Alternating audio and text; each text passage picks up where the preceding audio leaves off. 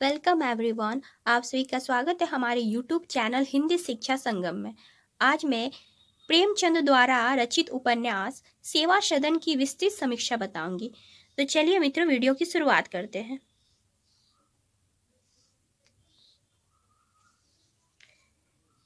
समीक्षा बताने से पहले प्रेमचंद के बारे में जानते हैं। प्रेमचंद जी का जीवन परिचय। हिंदी साहित्य में उपन्यास सम्राट के नाम से प्रसिद्ध प्रेमचंद का जन्म 31 जुलाई 1880 को उत्तर प्रदेश के वाराणसी जिले में लहमी गांव में हुआ था। उनका मूल नाम धनपत राय श्रीवास्तव था। वे अपने लेखन में नवाब रॉय और बाद में प्रेमचंद उपनाम का प्रयोग करने लगे। प्रेमचंद का बचपन कठिनाइयों से भरा रहा। जब वे केवल 7 वर्ष के थे तभी उनकी माता का देहांत हो गया और 14 वर्ष की आयु में पिता का भी साया उनके सिर से उठ गया। बाल्यावस्था में ही उन्हें जीवन यापन के लिए संघर्ष करना पड़ा। प्रेमचंद का विवाह बाल्यावस्था में ही हो गया था, लेकिन यह विवाह सफल नहीं रहा। बाद में उन्होंने एक शिक्षित महिला शिवरानी देवी से विवाह किया, जिन्होंने उनके साहित्यिक जीवन में सहयोग दिया। प्रेमचंद का जीवन सदा संघर्षशील लेकिन विचारों से परिपूर्ण था। उन्होंने अपने लेखन के माध्यम से समाज के उपेक्षित वर्गों, किसानों, महिलाओं और निम्न वर्ग की आवाज को साहित्यिक मंच प्रदान किया है। उनका निधन 8 अक्टूबर 1936 को वाराणसी में हुआ। शिक्षा की बात करें तो प्रेमचंद की प्रारंभिक शिक्षा उर्दू और फारसी में हुई। बाद में उन्होंने अंग्रेजी शिक्षा ग्रहण की। वे मिडिल पास करने के बाद अध्यापक बने और उसके बाद शिक्षा विभाग में इंस्पेक्टर के पद तक पहुंचे। नौकरी के साथ साथ उन्होंने स्वाध्याय द्वारा पढ़ाई जारी रखी और 1919 में इलाहाबाद विश्वविद्यालय से बीए की डिग्री प्राप्त की। उनकी शिक्षा औपचारिक रूप से सीमित थी, लेकिन वे स्वाध्याय, अनुभव और समाज के संपर्क से अत्यंत गहरे विचारक और रचनाकार बने। कृतित्व, साहित्यिक योगदान उनका जानते हैं। प्रेमचंद हिंदी और उर्दू साहित्य के श्रेष्ठतम कथाकारों में माने जाते हैं। उन्होंने उपन्यास, कहानियां, निबंध, नाटक, लेख, अनुवाद और संपादन के क्षेत्र में विपुल कार्य किया। उनके साहित्य का मूल उद्देश्य समाज में व्याप्त अन्याय, शोषण, विषमता और पाखंड के विरुद्ध आवाज उठाना था। कहानी साहित्य में योगदान।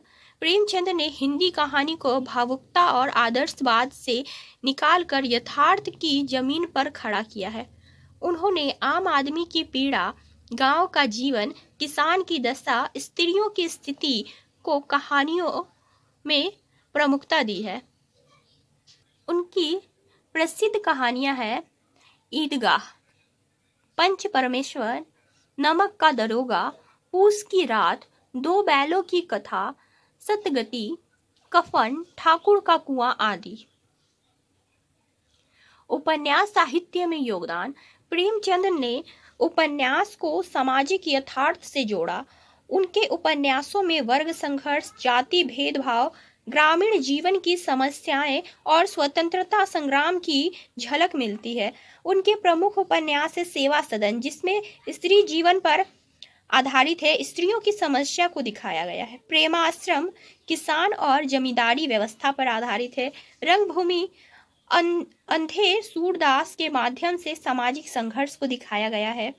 कर्मभूमि स्वतंत्रता आंदोलन की पृष्ठभूमि में लिखा गया उपन्यास है। गबन मध्य वर्ग की समस्याओं को दर्शाती है।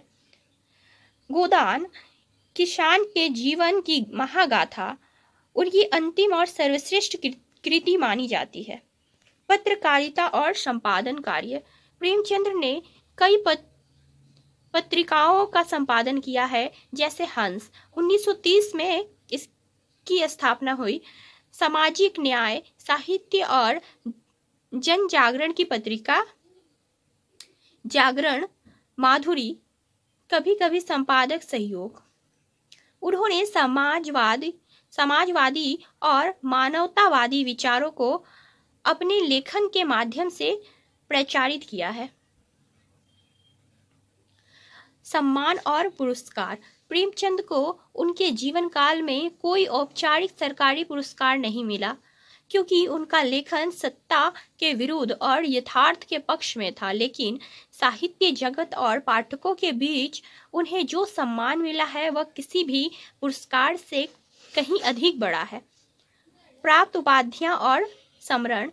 उपन्यास सम्राट। यह उपाधि उन्हें प्रेमचंद की रचनाओं की गहराई और प्रभाव को देखते हुए दी गई थी। हिंदी उर्दू साहित्य सेतु। उन्होंने दोनों भाषाओं में एक से बढ़कर एक रचनाएं दी। आज उनके नाम पर देश भर में कई साहित्यिक संस्थाएं, पुरस्कार और पुस्तकालय चलाए जा रहे हैं। प्रेमचंद जयंती हर साल 31 जुलाई को साहित्यिक श्रद्धा के साथ मनाई जाती है। निष्कर्षतः हम कह सकते हैं कि प्रेमचंद भारतीय साहित्य के ऐसे कालजयी लेखक हैं जिन्होंने अपनी रचनाओं के माध्यम से समाज को आईना दिखाया है। उन्होंने न सिर्फ साहित्य को जन सरोकार से जोड़ा, बल्कि एक नई विचारधारा को भी जन्म दिया। उनका साहित्य आज भी उतना ही प्रासंगिक है जितना उनके समय में था। वे केवल लेखक नहीं, एक सामाजिक विचारक और युग दृष्टा थे। आगे हम सेवा सदन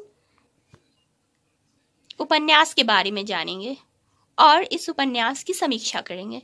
तो चलिए मित्रों, आगे बढ़ते हैं। सेवा सदन के प्रमुख पात्रों के बारे में हम जानेंगे। सेवा सदन में प्रमुख पात्र सुमन है। पूरा उपन्यास सुमन के इर्द गिर्द ही घूमता है। और भी पात्र हैं, उनके बारे में भी जानते हैं। सुमन उपन्यास की नायिका है जो एक वेश्या बन जाती है। कृष्णचंद सुमन का पिता है जो एक ईमानदार थानेदार है। गंगाजली सुमन की एक सहेली जो वेश्यावृत्ति में भी शामिल है। गजाधर प्रसाद सुमन का पति जो बाद में गजानंद बन जाता है। सदन एक व्यक्ति जो गजाधर और सुमन की मदद करता है। शांता सुमन की एक सहेली जो वेश्यावृत्ति में नहीं है। पद्म सिंह शर्मा जो एक व्यक्ति गजाधर की मदद करता है। विठल दास एक व्यक्ति जो गजाधर और सुमन को जानता है। ये थे पात्रों का परिचय। आगे बढ़ते हैं। सेवा सदन की समीक्षा। 1918 में मुंशी प्रेमचंद द्वारा लिखा गया उपन्यास सेवा सदन अपनी सामाजिकता से परिपूर्ण एक विख्यात कृति है। उर्दू में इस उपन्यास का प्रकाशन बाजारे हुस्न के नाम से प्रकाशित हुआ था, किंतु उपन्यास की प्रसिद्धि सेवा सदन के नाम से ज्यादा हुई। प्रेमचंद अपने समय के संवेदनशील रचनाकार है। उनकी संवेदनशीलता विभिन्न सामाजिक संदर्भों में अभिव्यक्त हुई है। मनुष्य जीवन के प्रति उनकी एक विशेष दृष्टि रही है। इसी कारण उनकी रचनाओं के पात्र पाठक के मन में अमिट छाप छोड़ते हैं। उनकी रचनाओं के चरित्र अपनी पूर्ण एक बलता वह दुर्बलता के साथ जीवंत रूप में प्रस्तुत होते हैं और एक नए अर्थ को संदर्भित करते हैं। मुंशी प्रेमचंद की रचनाओं की गहन अध्येता डॉक्टर कमल किशोर गोयका अपनी रचना प्रेमचंद की उपन्यासों का शिल्प विधान लिखते हैं कि प्रेमचंद हिंदी उपन्यास साहित्य में युग सृष्टा के रूप में विख्यात है। हिंदी उपन्यास को तिलिस्म और जासूसी कथा कहानी के कुहासे से बाहर निकाल कर यथार्थ की भूमि पर अवस्थित करने का श्रेय उन्हीं को है। प्रेमचंद ने भारतीय जन जीवन को जिस रूप में देखा परखा था, उसका यथावत सही चित्रण करने का बीड़ा उठाया और उसमें सफलता के चरम बिंदु स्पर्श भी किया। हिंदी साहित्य जगत में प्रेमचंद एक ऐसा नाम है जो सर्वविदित है, मनुष्य हृदय की सही विश्लेषण है। नारी के प्रति उनके मन में स्वाभाविक श्रद्धा थी, अतः सामाजिक कुरीतियों के प्रति जितनी सिद्धता से उन्होंने अपनी कलम चलाई है, उतनी ही सूक्ष्म दृष्टि से स्त्री समाज की समस्याओं को भी हमारे सामने रखा है।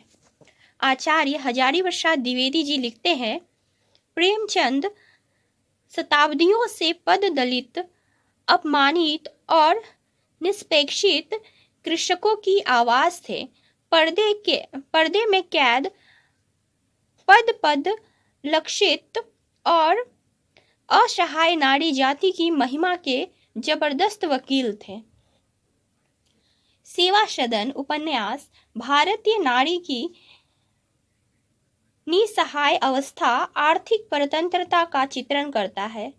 नारी जीवन की विभिन्न समस्याएं तथा उसके साथ ही सामान्य व्याप्त आडंबर, ढोंग, पाखंड, चरित्र हिंसा, दहेज की समस्या, विमेल विवाह, वेश्यावृत्ति एवं अन्यायन सामाजिक विकृतियों को उपन्यास में जगह जगह देखने को मिलता है। उपन्यास की नायिका सुमन समाज की किसी द्वेष के कारण जीवन भर संघर्ष करती नजर आती है। प्रेमचंद के पूर्व के उपन्यासों में भी वैश्या जीवन के चित्रण हुआ है, किंतु प्रेमचंद एवं उसके बाद के उपन्यासकारों ने इसे घृणास्पद रूप में चित्रित कर उसे मानवतावादी सहानुभूतिपूर्ण वर्णन किया है। प्रेमचंद ने भारतीय समाज के समक्ष इस तथ्य को उजागर किया है कि घृणा की पात्र सुमन ने ही वर्ण हमारे समाज की कुंठित दृष्टि है, जिसने सुमन को वेश्या बनाने के लिए बाध्य किया। सुमन और शांता दरोगा कृष्णचंद की लाडली बेटियां हैं। अपनी बेटियों को अपनी स्थिति भर सारी सुख सुविधा वे प्रदान करते हैं, किंतु शादी के समय दहेज की मांग उन्हें अनैतिक रास्ते की तरफ चलने के लिए बाध्य कर देती है। एक सज्जन का कहना, महाशय, मैं स्वयं इस कुप्रथा का जानी दुश्मन हूँ, लेकिन करूँ क्या? सुमन दहेज के कारण विमेल विवाह का शिकार होती है। समाज का यह आरोपित विवाह उसे जीवन को नर्क बना देता है। सुमन की चंचलता, उन्मुक्तता गजाधर को कतई पसंद नहीं, अतः वह सुभद्रा के घर से देर से आने में पद्म सिंह के साथ उसका नाम जोड़कर उसके चरित्र पर लांछन लगाना सुमन के लिए असहनीय हो उठता है। पति द्वारा निष्कासित होकर वह भोली बाई के कोठे पर आश्रय पाती है, क्योंकि सामाजिकता के नाम पर वह हर जगह से उपेक्षित ही होती है। पद्म सिंह लोकोबाद के डर से अपने घर में आश्रय नहीं देते हैं सुमन को। ऐसे में भोली बाई अपने घर में आश्रय देती है। सुमन सिलाई का काम करती है, अपना जीवन निर्वाह करना चाहती है, पर एक पुरुष वर्ग की कामुक प्रवृत्ति ने उसे वहां भी जीने नहीं देता और वह खोखली नैतिकता का शिकार होती है। प्रस्तुत उपन्यास यह सोचने को विवश करता है कि सुमन की इस स्थिति का जिम्मेदार कौन है। पद्म सिंह की दृष्टि में मध्यवर्गीय समाज इस समस्या के लिए उत्तरदायी है। वे कहते हैं, लोग वेश्याओं को बुलाते हैं, उन्हें धन देकर सुख विलास की सामग्री जुटाते हैं और उन्हें ठाठ बाट से जीवन व्यतीत करने के योग्य बनाते हैं। सैकड़ों स्त्रियां जो हर रोज बाजार में झरोखों में बैठे दिखाई देती है, जिन्होंने अपनी लज्जा और अस्तित्व को भ्रष्ट कर दिया है, उनके जीवन का सर्वनाश करने वाले हम ही लोग हैं। एक अन्य पात्र अनिरुद्दीन सिंह इसका दोष शिक्षित मध्य वर्ग को ही मानते हैं। हमारे शिक्षित भाइयों की बदौलत दाल मंडी आबाद है, चौक में चहल पहल है, चकलों में रौनक, वह मीना बाजार हम लोगों ने ही समाज सजाया है। भोली बाई के कोठे पर रहते हुए सुमन जीवन के कटु यथार्थ का आभास करती है। उसका सामना समाज के खोखलेपन से होता है। वह यह भी महसूस करती है कि आज जो सम्मान यहाँ रहते हुए मुझे मिल रहा है वह सारी रात भीगते हुए भी नहीं मिला था। लेकिन आज ठाकुर द्वारे में मेरे द्वारा गाना गाने के पश्चात ऐसा जान पड़ा मानो मेरे चरणों से वह मंदिर पवित्र हो गया। विट्ठल दास सुमन को समझाने का प्रयास करते हैं कि सुमन का यह मार्ग अनुचित है। सुमन कहती है, आप सोचते होंगे कि मैं भोग विलास की लालसा से कुमार्ग में आई हूँ, पर वास्तव में ऐसा नहीं हूँ। मैं ऐसा नहीं कि भले बुरे का पहचान ना कर सकूं। मैं जानती हूँ कि मैंने अत्यंत निकृष्ट कर्म किए हैं, लेकिन मैं विवश थी। लेकिन इसके सिवा मेरे लिए और कोई रास्ता न था। वास्तव में सुमन यह सब कुछ छोड़कर सम्मानित जीवन को जीना चाहती है। वैश्या रूप में उसे प्रेम रूपी सत्य का आभास होता है। सदन का प्रेम उसके जीवन को तरल कर देता है। इस दुर्लभ रतन को पाकर वह दाल मंडी छोड़ने का संकल्प करती है। विट्ठल दास और पद्म सिंह के प्रयासों से वह विधवा आश्रम में रहने लगती है। विधवा आश्रम में रहकर लोगों के प्रति सेवा की भावना उसके अर्थात सुमन के चरित्र को दीप्त कर देते हैं और वह अपने जीवन को सार्थकता में परिभाषित करती है। उपन्यास के अंत में गजाधर का सुमन के प्रति कहा गया यह वाक्य, अब तक तुम अपने लिए जीती थी, अब दूसरों के लिए जियो, यह वाक्य सुमन के जीवन को एक नई दिशा देती है। सुमन भारतीय नारी को यह संदेश देती है कि जिंदगी कांटों से भरी जरूर है, पर संघर्ष और प्रयास से एक नई शुरुआत की जा सकती है। प्रेमचंद एक सच्चे समाज सुधारक और एक संवेदनशील उपन्यासकार है। भारतीय नारी के प्रति उनके हृदय में अपार श्रद्धा है। समाज में उपेक्षित अपमानित स्त्रियों के प्रति सहानुभूति की दिव्य भावना ही सुमन को सेवा सदन में पहुंचाने में प्रेरित करती है। तो यह थी मित्रों सेवा सदन उपन्यास की पूर्ण समीक्षा। आशा करती हूँ कि आपको यह वीडियो पसंद आए। यदि वीडियो पसंद आए तो वीडियो को लाइक शेयर करें और चैनल पर नए हो तो चैनल को सब्सक्राइब करें। अगली वीडियो में मैं सेवा सदन का उद्देश्य और सेवा सदन में जो प्रमुख पात्र है सुमन, उसकी चरित्र चित्रण बताऊंगी। तो चलिए मित्रों, मिलते हैं अगले वीडियो में। तब तक के लिए धन्यवाद।